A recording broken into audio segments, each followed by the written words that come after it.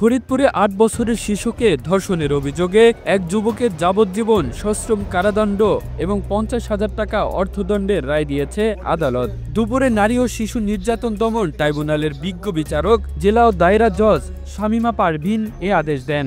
আদেশ অনুযায়ী ওই টাকা না দিতে পারলে তাকে আরও ৩ মাস জেলে রাখার নির্দেশ দেওয়া হয়।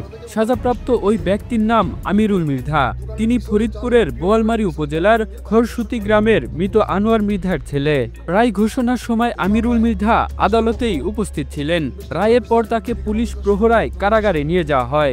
মডেল স্কুলের ছাত্রী, সে স্কুল থেকে আসার পরে 12:30টার দিকে সে চাঁদমারি ওই কলোনির পিছনে ওই দোকানে যায়। ওই দোকানে ভিকটিমকে এই আসামি ওই দোকানে বসা থেকে তার ফুসলিয়ে নিয়ে ওই দোকানের পিছনে চাঁদমারি পিয়ন কলোনির পিছনে জঙ্গলে নিয়ে তাকে ধর্ষণ করে এবং রক্তাক্ত অবস্থা পরে ভিকটিমকে উদ্ধার করা হয়।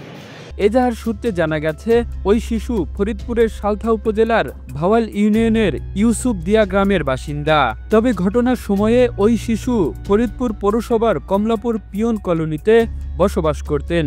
গত ২০২২ সালে ১৯ জুন বেলা ১২টার দিকে শিশুটি স্কুল থেকে বাসায় ফিরে। এর কিছু সময় পর এলাকার চাঁদমারি পিয়ন কলোনিতে তার মামার দোকানে চিপস কেনার জন্য যায়। ওই সময় আসামি ওই দোকানে উপস্থিত ছিল। এক পর্যায়ে শিশুটিকে টাকার লোভ দেখিয়ে জঙ্গলে নিয়ে ধর্ষণ করে অজ্ঞান অবস্থায় ফেলে পালিয়ে যায়। তবে তাকে উদ্ধার করে হাসপাতালে ভর্তি করা হয়। এই ঘটনায় শিশুটির মা বাদী হয়ে ঘটনার পরের দিন আমিরুলকে একমাত্র আসামি করে মামলা করেন। এ বিষয়ে ফরিদপুর নারী ও শিশু নির্যাতন দমন ট্রাইব্যুনালের পিপি অ্যাডভোকেট গোলাম রাব্বানী ভুইয়া রতন জানান, আমরা রাষ্ট্রপক্ষ মামলার এ রায়ে সন্তুষ্ট হয়েছি। এ মামলা একটি উজ্জ্বল উদাহরণ হয়ে থাকবে ধর্ষকদের জন্য।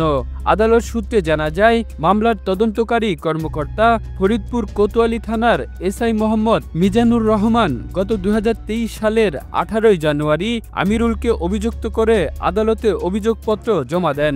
পরে মামলার দীর্ঘ শুনানি শেষে মামলাটির রায় ঘোষণা করা হয়। রায় ঘোষণার পর আসামিকে পুলিশ পাহারায় কারাগারে পাঠানো হয়।